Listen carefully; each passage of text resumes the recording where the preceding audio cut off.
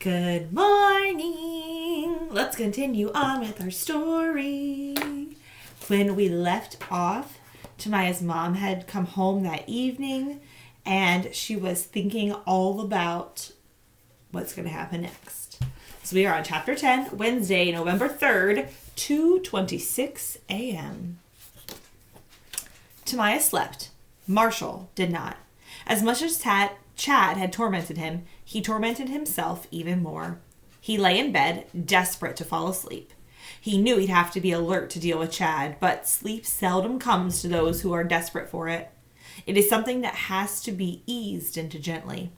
He'd gotten into trouble for coming home so late from school. He was supposed to have looked after the twins, and when he hadn't shown, his dad had to leave work early. The only way we can afford to keep you at Woodridge is for everyone to do their part, his father had reminded him. Good, I'll go to another school then, Marshall had answered. I hate that place. It didn't make any sense to Marshall. If his parents couldn't afford it, and he hated it, then why not let him go to another school? But that argument only made his parents angrier. Then, on his way back into his room, he accidentally stomped on the twins' hippo village, which had just caused more yelling.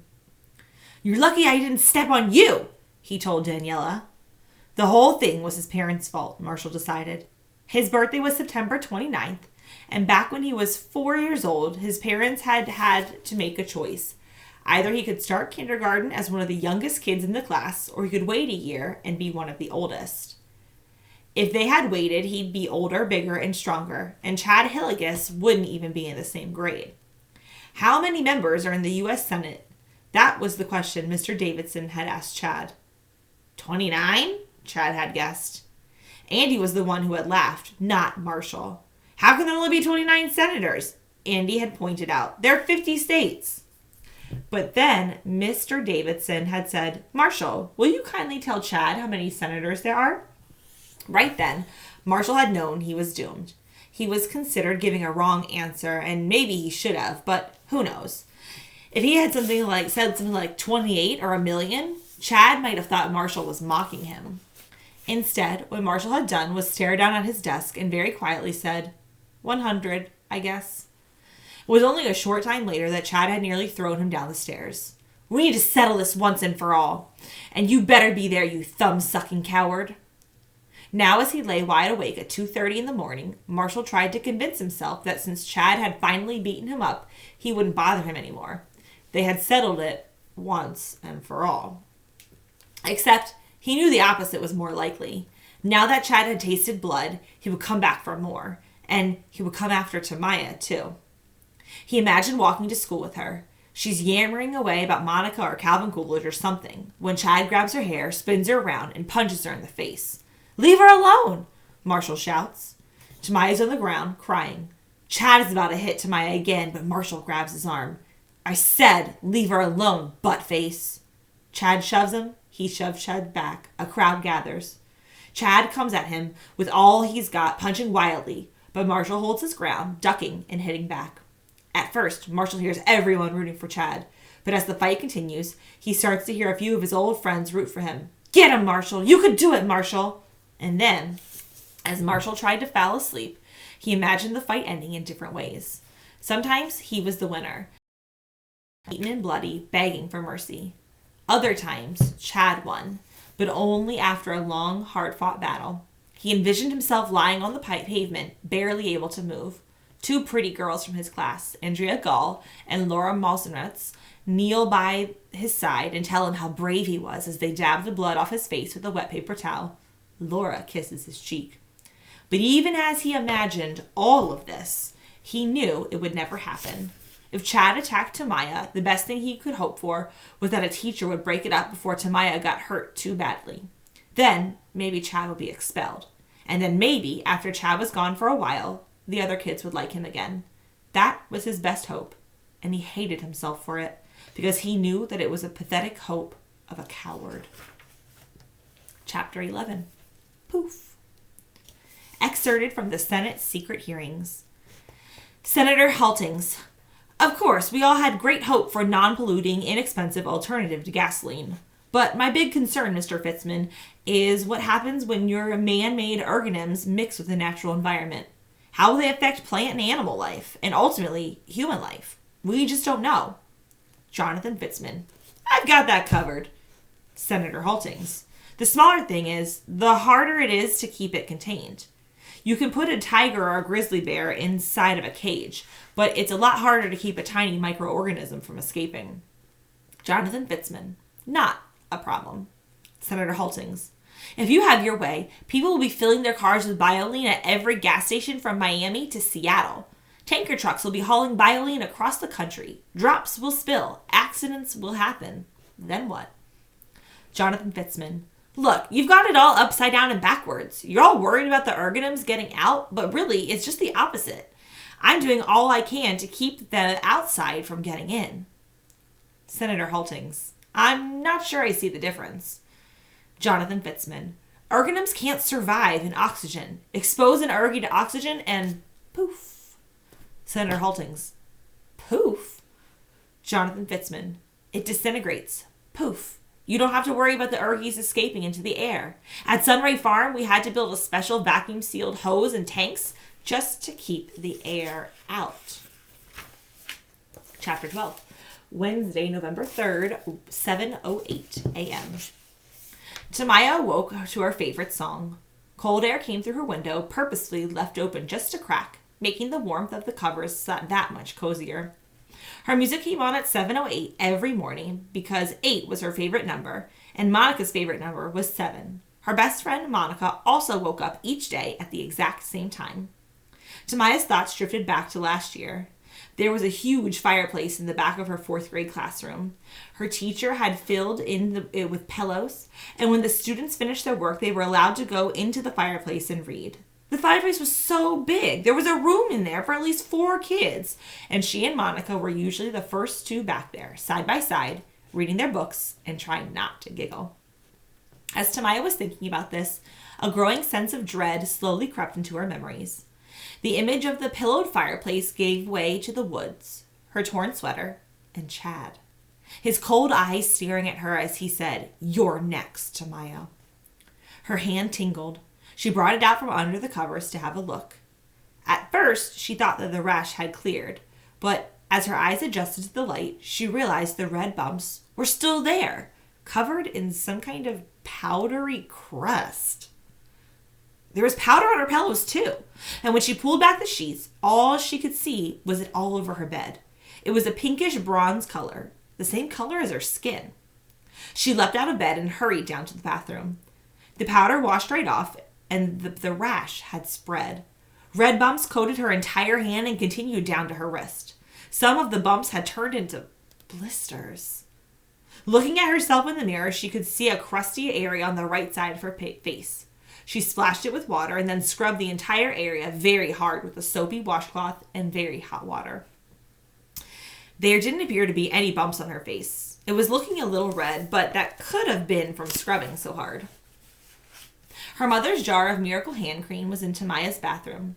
The night before, she had dabbed a little bit of it on each bump and then gently rubbed it in. Now she went whole hog. She dug her fingers deep into the chalky ointment and pulled out a big glob of it onto the stuff. She smeared it on thickly over the entire area. She returned to her bedroom where she was bundled up in her sheets. Then she took them to the washing machine. She set the temperature gauge to hot. "You're washing your sheets now?" Tamaya spun around. Her mother was already dressed, wearing a cranberry-colored skirt and jacket. Her eyeshadow was the same color as her clothes. "Because of my rash," Tamaya told her, "so it doesn't spread." "Let me see." Tamaya held out her hand. "It looks a little better, I think," her mother said. Tamaya knew that was because it was covered up by the hand cream, but she didn't say anything. Her mother's breath smelled like toothpaste and coffee. "Tell you what," her mother said. "You tell Marshall I'll be picking you up right after school today. I can give him a ride home, too, if he wants, but then I'm taking you to see Dr. Sanchez." Tamaya nodded, glad that her rash would get treated. 2 times 64 is 128. 2 times 128 equals 256.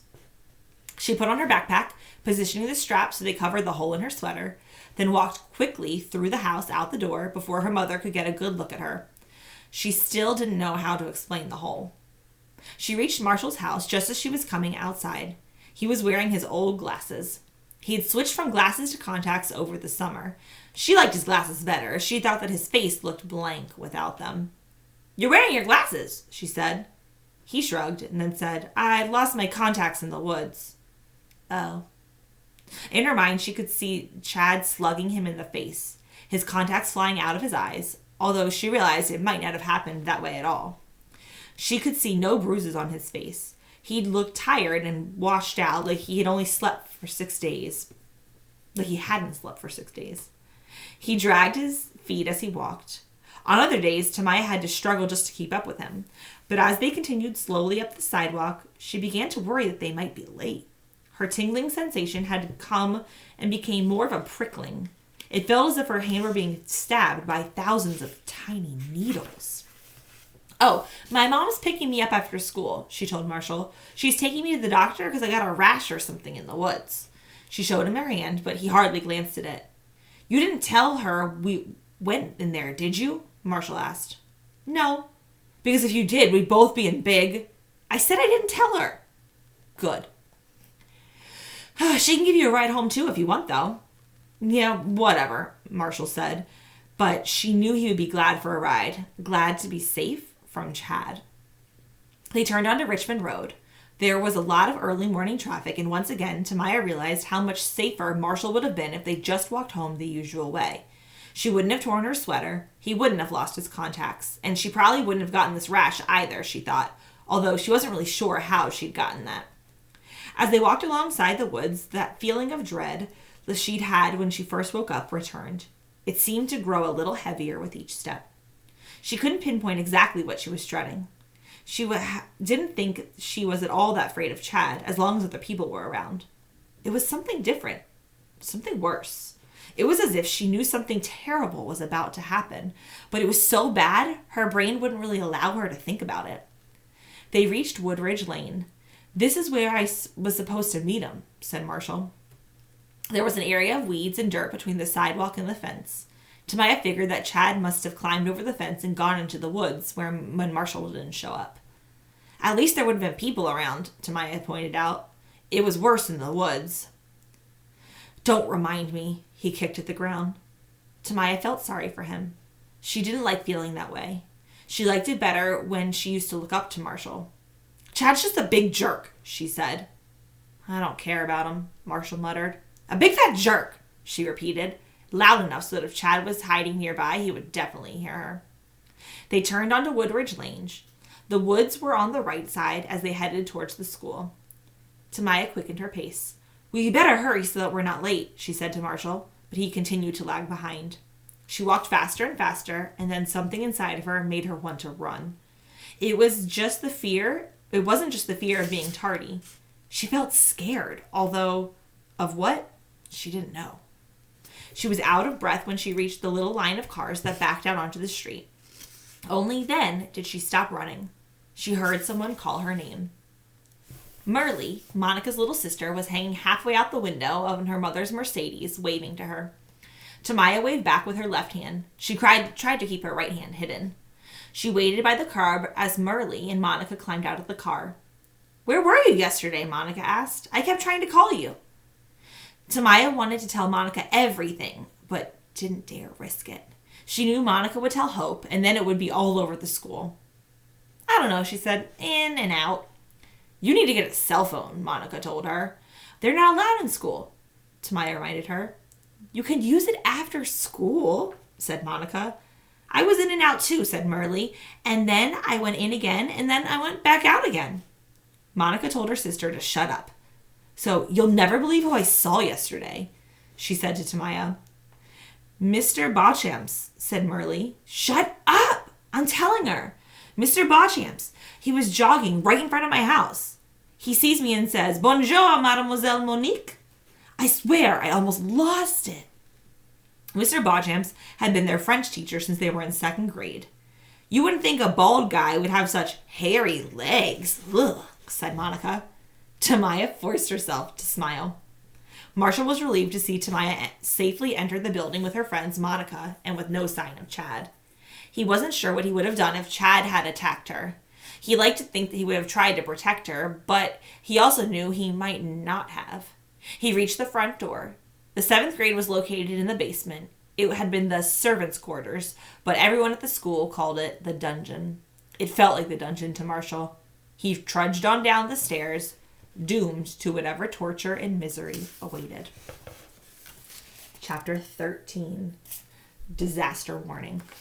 Excerpted from the secret Senate hearings. Professor Alice Mayfair. When I was born in 1975, there were 4 billion people living in the world. That's a lot. 100 years ago, there were less than 2 billion. But today, as I speak into this committee, there are more than 7 billion of us. Senator Foote. What does this have to do with Bioline? Professor Alice Mayfair. More than 300,000 babies are born every single day.